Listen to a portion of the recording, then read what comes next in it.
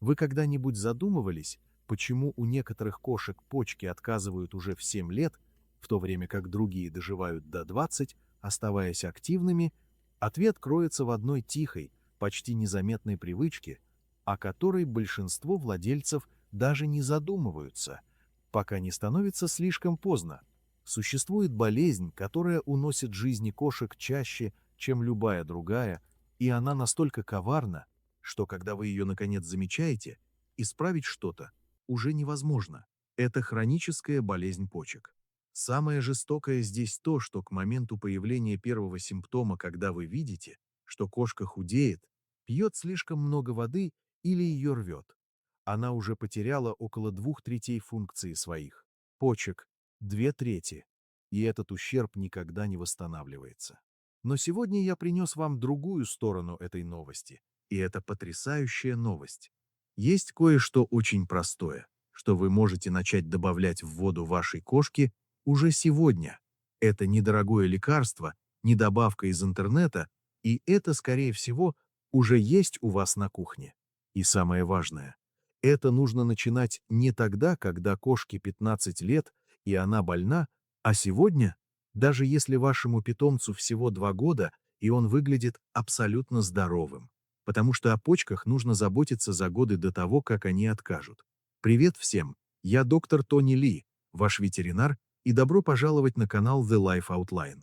Сегодня мы разберем, почему почки вашей кошки такие хрупкие, что именно нужно добавить в воду, как это правильно приготовить, и что критически важно, какие лайфхаки из интернета могут быть смертельно опасны.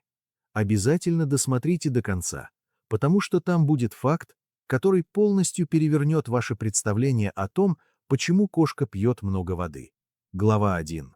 Эволюционная ловушка. Почему почки так уязвимы?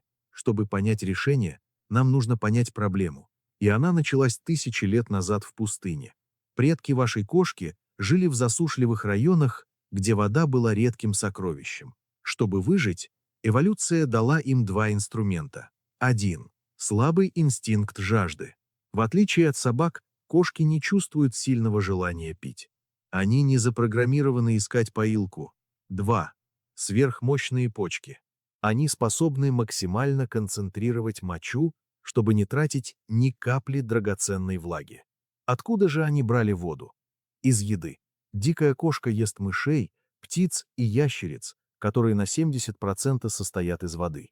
То есть кошка никогда не нуждалась в питье, она буквально съедала свою воду. Весь ее организм спроектирован под это условие. А теперь посмотрите на современную кошку. Что мы ей даем? Сухой корм. Еду, в которой едва ли наберется 10% влажности, когда ее телу нужно 70%. И поскольку инстинкт жажды у нее слабый, кошка не компенсирует эту разницу из миски. Она просто живет в состоянии постоянного дефицита жидкости день за днем, год за годом. Знаете, на что это похоже? На отличный двигатель, который заставляют работать на максимальных оборотах 24 часа в сутки в течение 15 лет. Почки вынуждены работать на пределе, концентрируя мочу до экстрима.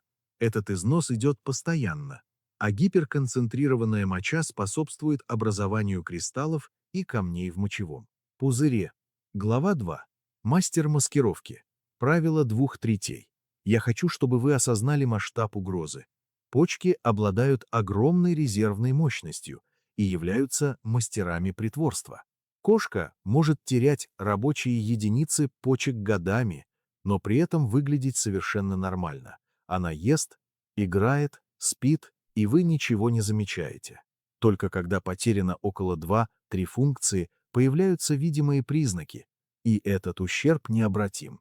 Медицина может замедлить прогресс, подарить еще несколько лет качественной жизни, но она не может вернуть то, что уже погибло. Понимаете, почему я так настаиваю на том, чтобы начать сегодня? Если вы ждете, когда кошка начнет выглядеть больной, чтобы начать заботиться о ее почках, вы опоздали на 2/3 пути. Настоящая защита почек происходит именно в те годы, когда кажется, что в ней нет необходимости. Глава 3. Секретный ингредиент. Сделайте воду неотразимой. Цель проста. заставить вашу кошку пить намного больше воды, чем она пьет сейчас. И поскольку ее инстинкт жажды спит, нам нужно сделать воду такой, перед которой она не сможет устоять. Нам нужно дать ей вкус. Это то самое нечто, что вы добавите в воду. Небольшое количество натурального бульона без соли или сок от банки натурального тунца. Это просто, это дешево, и это полностью меняет отношение кошки к поилке.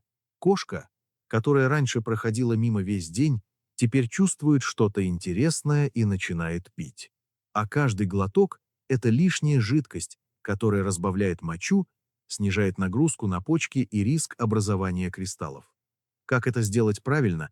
Домашний бульон. Отварите немного курицы, индейки или другого мяса в обычной воде. Ничего больше не добавляйте.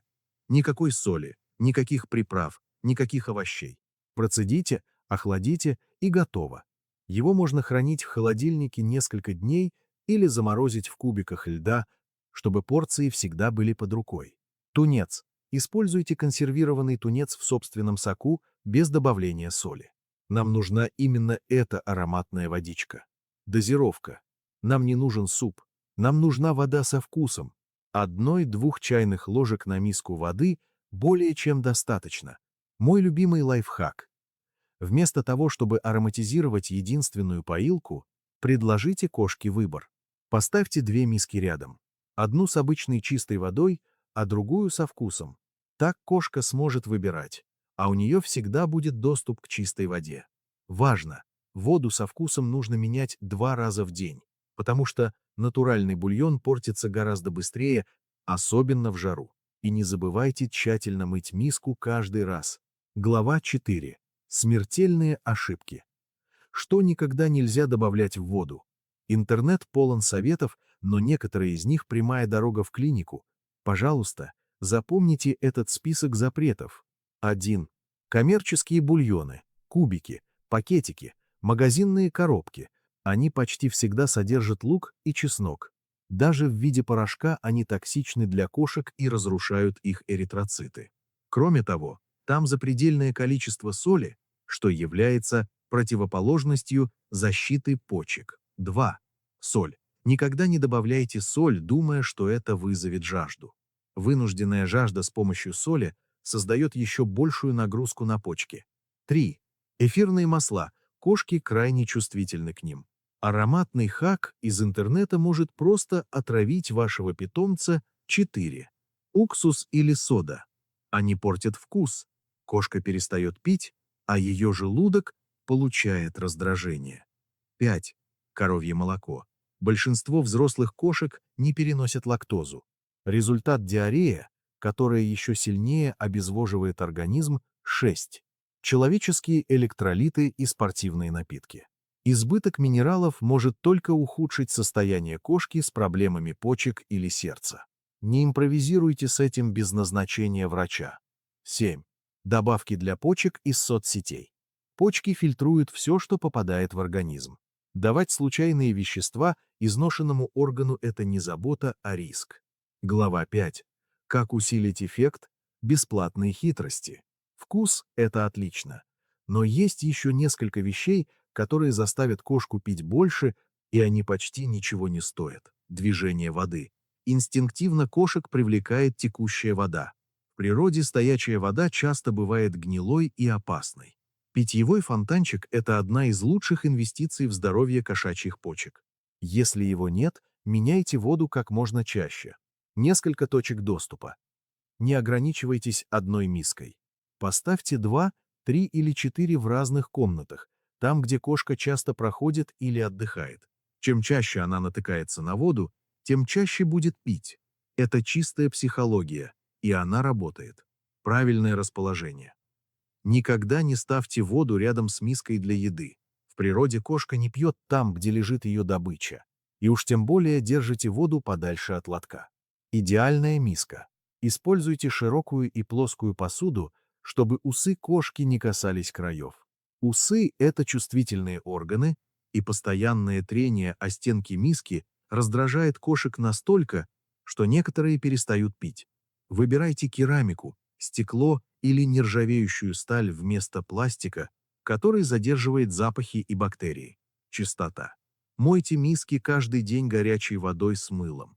Если вы чувствуете скользкий налет на дне, это колония бактерий. Она портит вкус воды, и кошка ее отвергнет. Глава 6. Главный рычаг гидратации – влажный корм. Я должен быть с вами честен. Даже со всеми хитростями с водой, если ваша кошка ест только сухой корм, вы плывете против течения. Самый большой рычаг для увлажнения кошки – это ее еда. Мы уже выяснили, что биологически она ждет воду внутри пищи. Влажный корм консервы содержит от 70 до 80% воды, именно то, что нужно ее организму.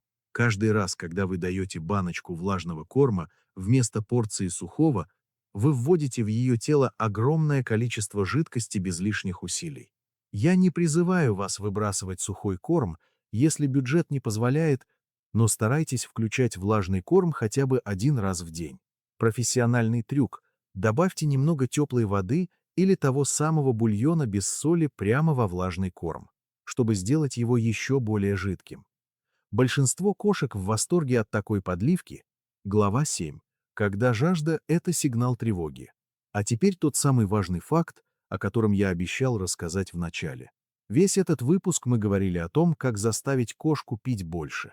Но есть один тип большого потребления воды, который является не победой, а криком о помощи. Если ваша кошка внезапно, без всяких ваших хитростей с бульоном или фонтанчиком, начала пить много воды, это повод для тревоги.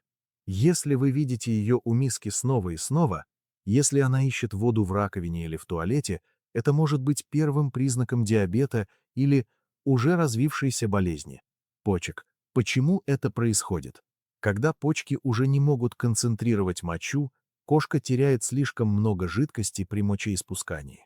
Ее тело заставляет ее пить без остановки, чтобы компенсировать потерю. В этом случае вы заметите и другие сигналы. Комки в лотке стали явно больше, или их стало больше. Кошка худеет, хотя ест нормально. Шерсть стала тусклой и неопрятной. Появился неприятный химический запах из пасти. Если вы изменили среду, поставили фонтанчик, добавили вкус, и кошка стала пить больше постепенно, это то, чего мы добивались. Но если она сделала это сама по себе, да еще и теряет вес, немедленно к ветеринару. Ваш план действий. Единственный способ по-настоящему узнать состояние почек вашей кошки – это анализы крови и мочи. Сегодня существуют тесты, которые находят повреждения задолго до появления симптомов. Один чекап в год для взрослой кошки и дважды в год для питомцев старше 7 лет – это то, что действительно меняет судьбу. Давайте подведем итог в одной фразе. Защита почек начинается сегодня, пока ваша кошка здорова. Мой вызов для вас на этот вечер совсем крошечный. Поставьте вторую миску с водой в другой части дома и добавьте туда чайную ложку натурального бульона, без соли, или водички от тунца. Просто посмотрите, подойдет ли ваша кошка. Если она уже старше 7 лет, запишите ее на анализы. Напишите в комментариях, пьет ли ваша кошка мало воды, или вы часто видите ее у миски, какой корм она ест, сухой или влажный. Попробуете ли вы сегодня трюк с бульоном? Я читаю все комментарии и очень хочу помочь вам и вашим пушистикам. Ставьте лайк, если это видео было полезным, и подписывайтесь на канал. Мы здесь, чтобы вместе заботиться о тех, кто не может попросить о помощи. С вами был доктор Тони Ли. Берегите своих кошек и дайте им свежей воды прямо сейчас.